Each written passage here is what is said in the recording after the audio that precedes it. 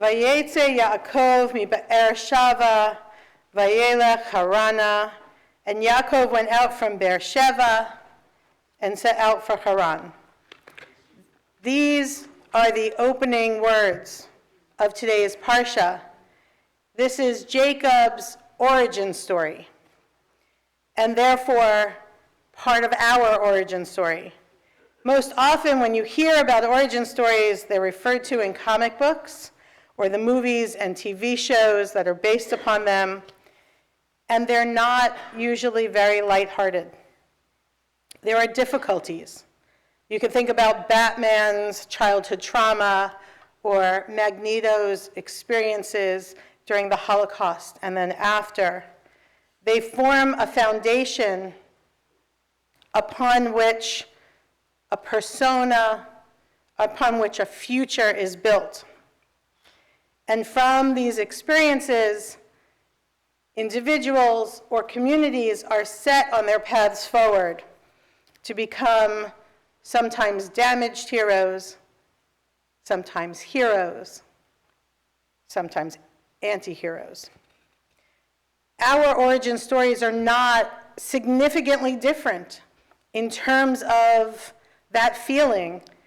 Adam and Chava are expelled from Gan Eden. Cain and Abel have a story of fratricide.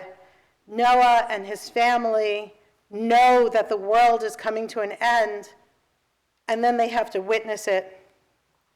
We can think about the tests of Abraham, the troubles of Yitzchak, and now it's Jacob's turn. We could look at this and just think about the negative, or we could also think about the wonderful things that happen. We could think about Adam choosing love over immortality. We could think about Noah and his family starting the world anew. We could think about the love that Isaac has for Rivka. And we understand that the good is always balanced with the difficult. And so now Jacob will be tested. We will read about the guile of Laban, we will read about the hard labor, but he also experiences love and joy and triumph. Yes, frustration and sorrow, some fear, but relief and pride and prosperity. And so to take those first steps, you have to start on a journey. This journey in our lives is a fortnight. We read it this week, we read it next week, but it's decades. It's a true life for Jacob and his family, beginning and ending in powerful encounters. So if you've ever spent a night in the desert, you might understand how Jacob feels in this moment.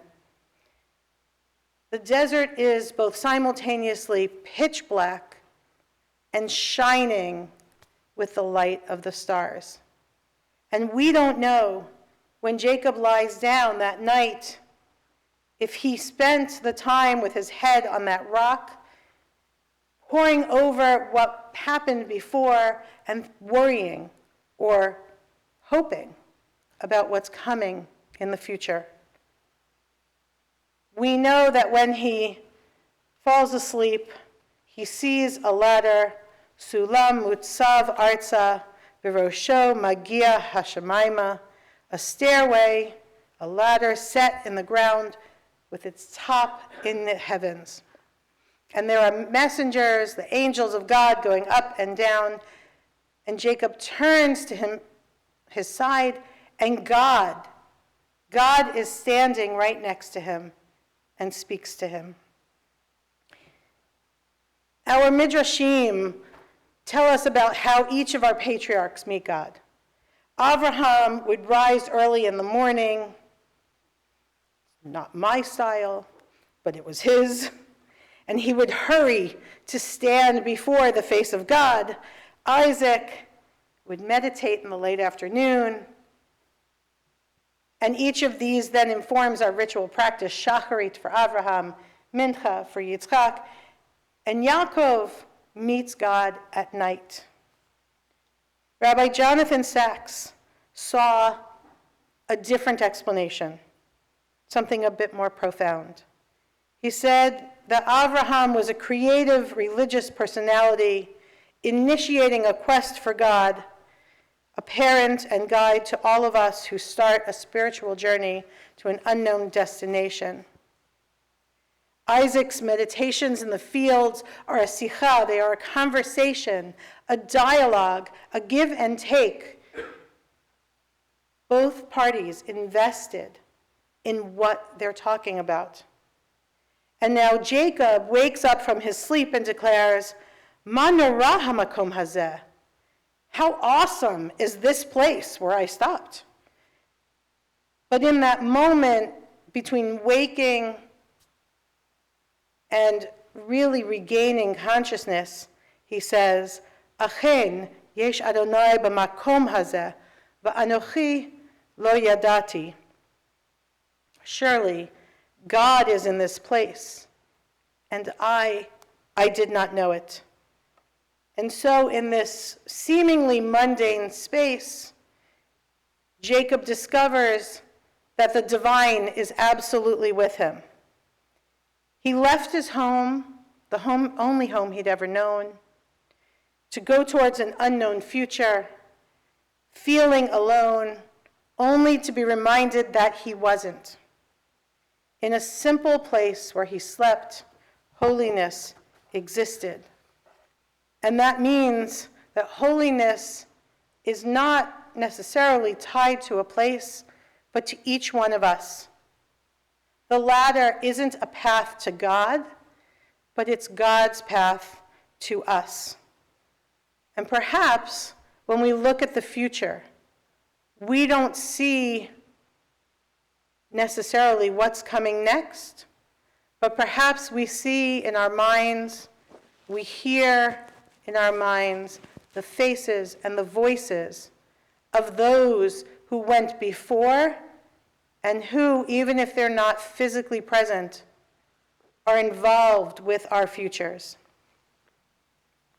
God reminds Jacob that they have a covenant that connects one generation to the next.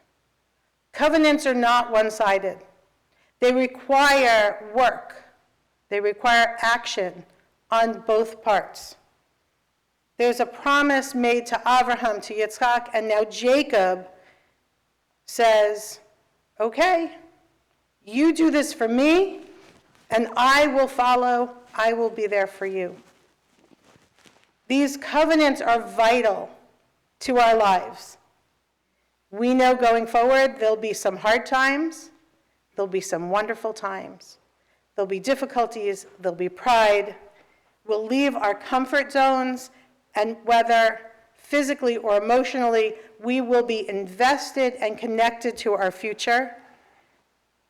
And through all of it, we will work hard to remember that God is standing right next to us. There's a ladder that beckons forward. In this month of Kislev, a month filled with the light of Kedusha, of holiness, I wish all of us a future filled with dedication and rededication, of commitment to ourselves, to self-care, and to forward motion for Beth Torah and for our community. Shabbat Shalom.